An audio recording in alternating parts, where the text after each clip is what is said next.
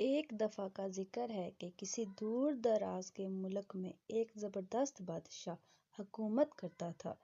اس کے پاس بے شمار خزانے، شان و شوکت اور طاقت تھی، مگر دل کا سکون نہیں تھا۔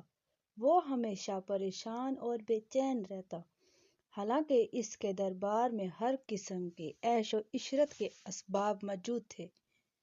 ایک دن بادشاہ نے اعلان کیا کہ جو کوئی اسے حقیقی خوشی اور سکون کا راز بتائے گا، اسے انعام و اکرام سے نوازا جائے گا۔ بہت سے عالم، وزیر اور درباری آئے، لیکن کوئی بھی بادشاہ کو مطمئن نہ کر سکا۔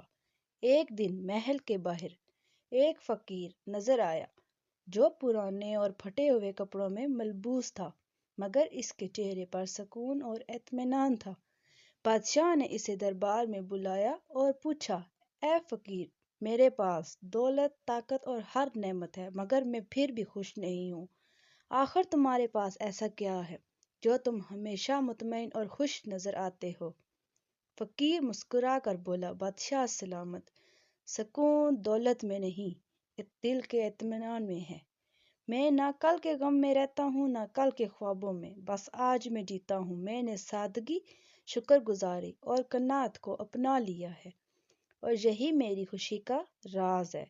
بادشاہ نے حیرت سے پوچھا، مگر میں یہ سکون کیسے حاصل کر سکتا ہوں؟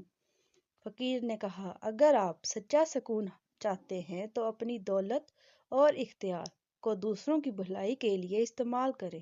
جب آپ دوسروں کے دلوں میں خوشی بھریں گے، تب ہی آپ کے دل کو بھی حقیقی سکون خوش نصیب ہوگا۔ یہ سن کر بادشاہ کو احساس ہوا کہ اس کی بے چینی کی اصل وجہ خود غرضی اور غفلت تھی۔